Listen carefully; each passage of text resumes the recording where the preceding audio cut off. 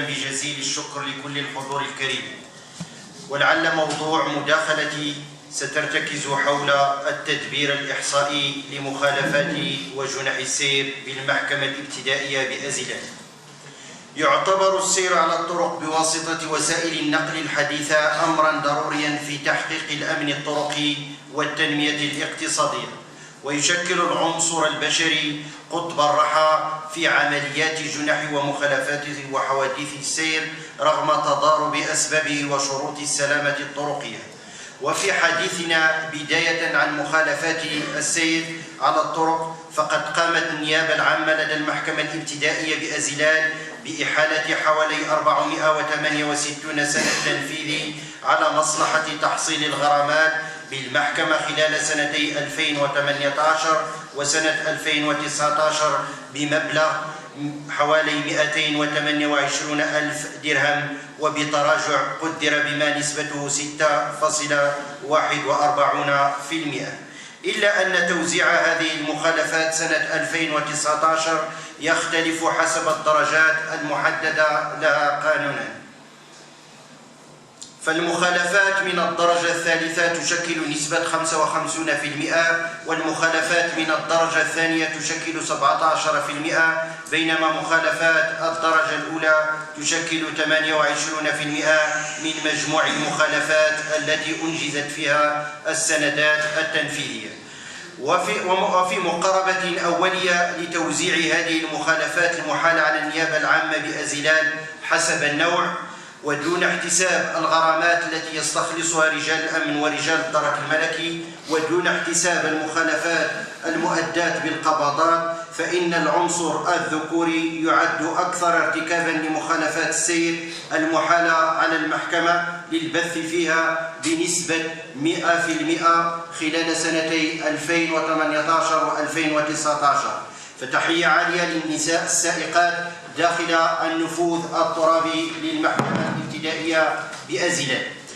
وعلى ذكر مخالفات السير المستخلصة خارج المحكمة إما من طرف الدرك الملكي أو من طرف الشرطة أو بوزارة المالية، فقد لاحظنا تراجعا كبيرا بنسبة 55% مقارنة بين سنتي 2015 و 2019. ولعل هذا التراجع يعود إلى تطوير الأنظمة الإلكترونية الخاصة بمخالفات السير والأداء بعين المكان لدى محرر المحاضر من شرطة ودرك في أجل 24 ساعة من جهة، والأداء بالخزينة العامة في أجل شهر من جهة أخرى، مع اعتبار المخالف أصبح واعيا بالمصلحة الفضلى له في حالة أداء المخالفة بعين المكان أو داخل أجل 15 يوم، مما يكون معه استقبال هذه النيابة العامة لمجموعة كبيرة من محاضر المخالفات المؤداة خارج المحكمة، وبالتالي يتم حفظها بعد الأداء من طرف السيد وكيل الملك أو أحد نوابه. وفيما يخص توزيع مخالفات السير بين المجالات الحضرية التي تعمل بها الشرطة والمجالات الترابية القروية التي تحتوي على مراكز الدرك الملكي، فإن المنطقة الإقليمية للأمن بأزلال ومفوضية الشرطة بدمنان تشغلان ما نسبته 33% من مجموع المخالفات المحالة على هذه النيابة العامة، وتبقى ما نسبته 61% مسجلة لصالح مراكز الدرك الملكي، بينما تم حفظ نسبة 6% من محاضر المخالفات لعيبها ولانعدام الفعل الجرمي فيها. وبخصوص رصد المخالفات المتعلقة بمراقبة السرعة بواسطة الرادارات الثابتة على الطرق العمومية، قامت النيابة العامة بالمحكمة الابتدائية بأزلال من خلال التطبيق الإلكتروني المخصص لذلك خلال سنة 2019 بإحالة حوالي 1013 مخالفة متعلقة بالسرعة، وتم إصدار أحكام إلكترونية في حقها جميعا وتنفيذ نسبة مهمة منها. وفي انتظار توسيع دائرة استقبال جميع مخالفات السير عبر التطبيق الإلكتروني، فإن الأمر يتطلب تضافر جهود كل الفاعلين في هذا المجال من وزارة العدل ووزارة المالية ووزارة التجهيز والنقل واللوجستيك ووزارة الداخلية. وفي حديثنا عن جنح وحوادث السير، فإن النيابة العامة سجلت خلال سنة 2019 ما مجموعه 1939 محضر سير تشكل منه حوادث السير نسبة 44.81%، ومقارنة مع سنة 2018 فقد شهدت محاضر جنح وحوادث السير ارتفاعا مهما بنسبة 67%، وارتفعت نسبة حوادث السير مقارنة مع سنة 2018 بنسبة 43%.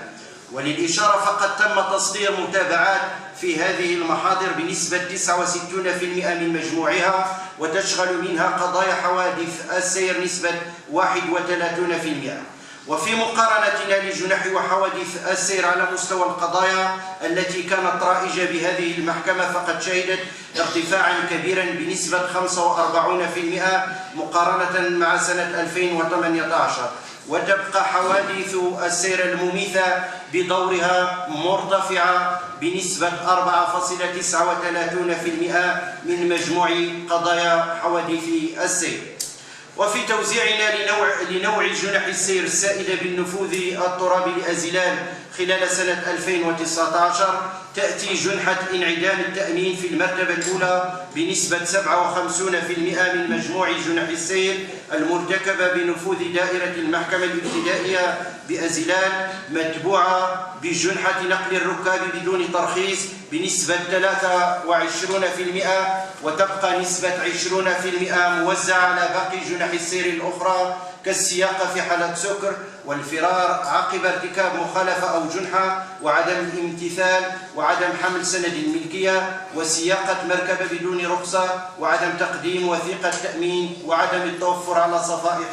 التسجيل. إلا أن انتشار هذا النوع من جنح ومخالفات السير يختلف توزيعه داخل المجالات الحضرية والقروية، بحيث ترتكب نسبة 69% بالمجال القروي ونسبة 31% بالمجال الحضري.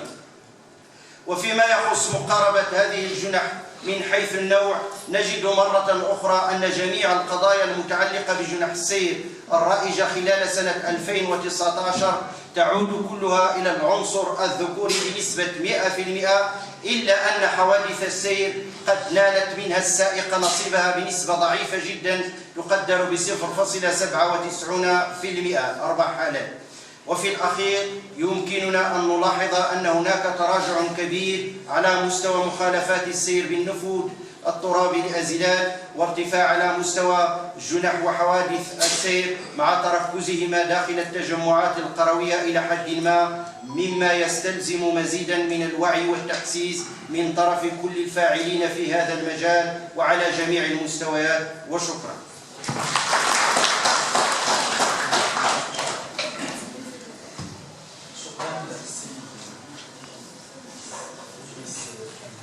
على هذه الكلمة القيمة، فأشكر كافة المتدخلين على العروض التي قدموها، والتي بلا شك ستشكل إضافة نوعية وقيمة لتشخيص أسباب الظاهرة ورصد مختلف الإشكالات سواء منها القانونية أو الواقعية، والتي تعيق تحقيق الأمن الطرقي. فإذا كنا نتحدث عن ما يصطلح عليه بالأمن القانوني والأمن القضائي، فيجب كذلك أن نتحدث عن الأمن القانوني.